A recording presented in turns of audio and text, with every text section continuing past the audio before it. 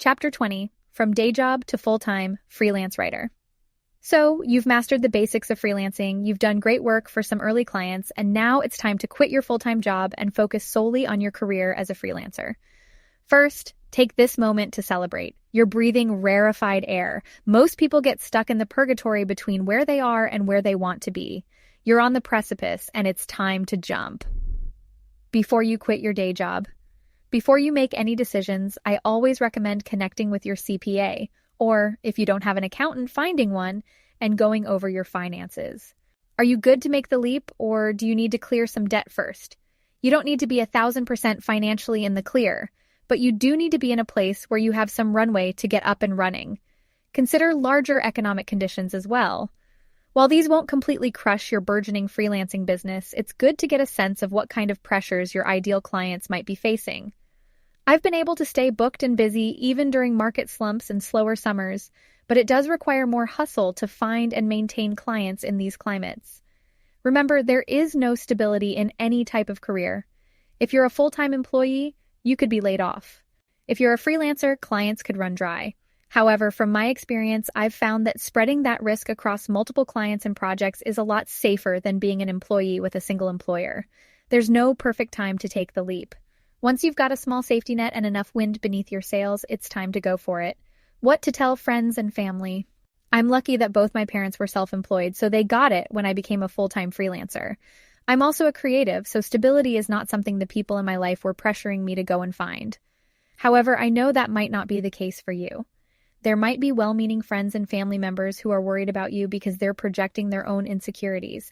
It's important to know the context of the person who is giving the advice, because their experience affects what they recommend to you.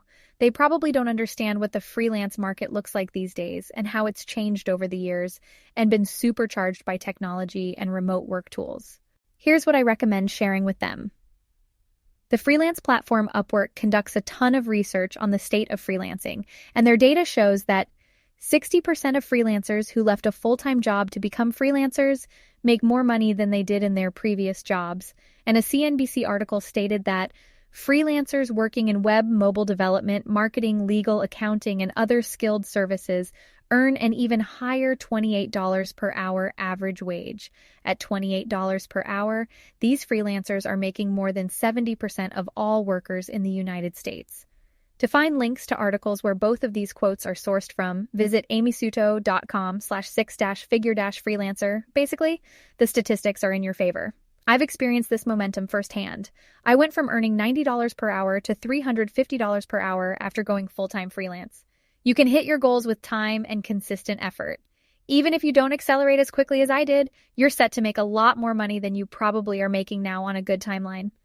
Use this data and any other anecdotal evidence you have to help reassure friends and family, but know that any disapproval you might get from them often stems from an irrational place of care and worry for you. Just take a breath and keep going. What to do after you quit your day job. When you quit a full-time job and walk out of your office or log off your work email for the last time, you will probably feel a mix of emotions.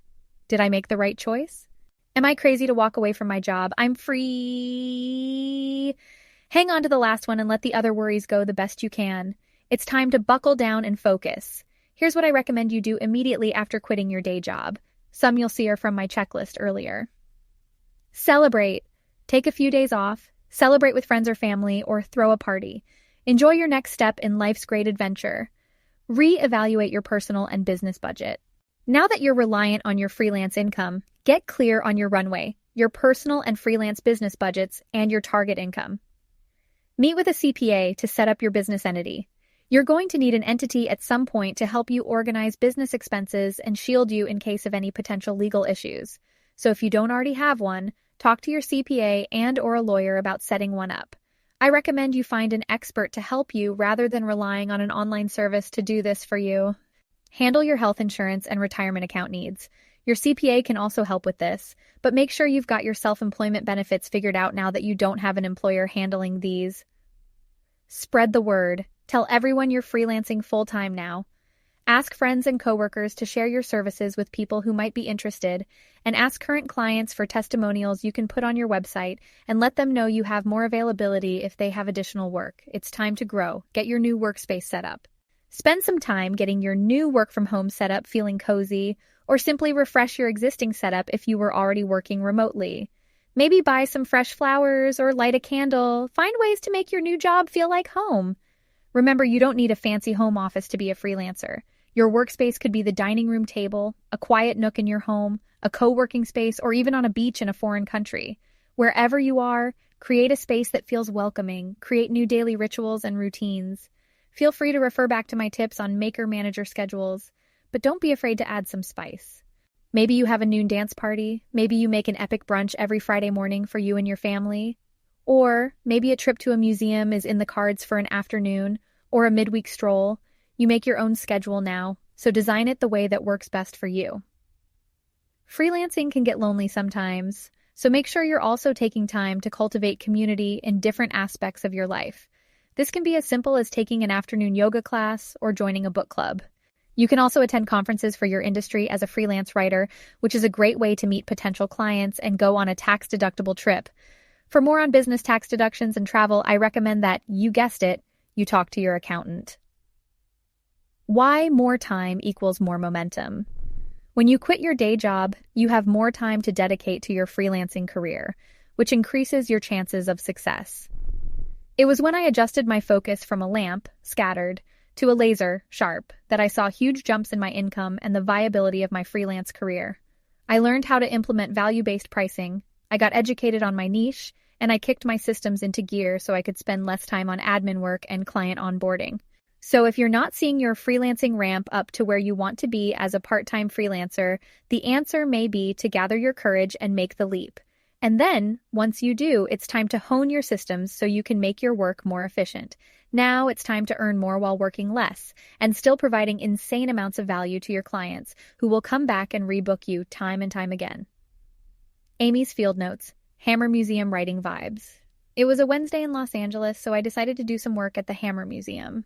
I drove from my mid-city apartment down Wilshire, past all of the busy Hollywood people speeding back from their lunch breaks. Instead, I leisurely made my way to the west side, where I posted up at the Hammer Museum's courtyard for a new perspective on the writing I was doing that day. I brought my favorite leather-bound notebook, bought myself a coffee from the cafe, and people watched and doodled in my notebook. The sun dripped from in between the trees, and a soft breeze kept me company.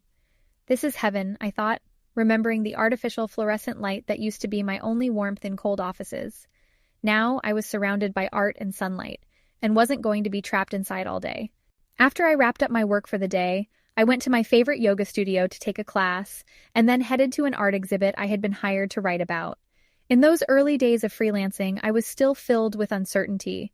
I wasn't sure if I was being silly by leaning so hard in freelancing, but I couldn't shake the feeling that life was just better without a 45-minute morning commute in traffic, and mornings spent eating breakfast to go while I rushed through morning emails at the office. Despite the advantages of freelancing, you may still feel a deep sense of anxiety as you're getting started. This is normal too. You may even feel like you're unable to be grateful for your new flexible schedule and luxuries like staying at home in your PJs while the rest of the world is braving rush hour. This is okay. Your feelings are valid. Spend time journaling as you work through the programming that kept you in the hamster wheel. You're not missing anything by stepping out of the infinite loop. I create these voiceovers using Wondercraft AI, a text-to-speech tool that speaks in your voice so you can create more podcasts, audiobooks, and voiceovers, all by just dropping in some text. Use my code SUTO50, SUTO50, or the link in the description below to get 50% off your Wondercraft AI subscription. I get a small commission if you use my code, so thanks for your support. Sending creativity and good writing vibes your way. Amy.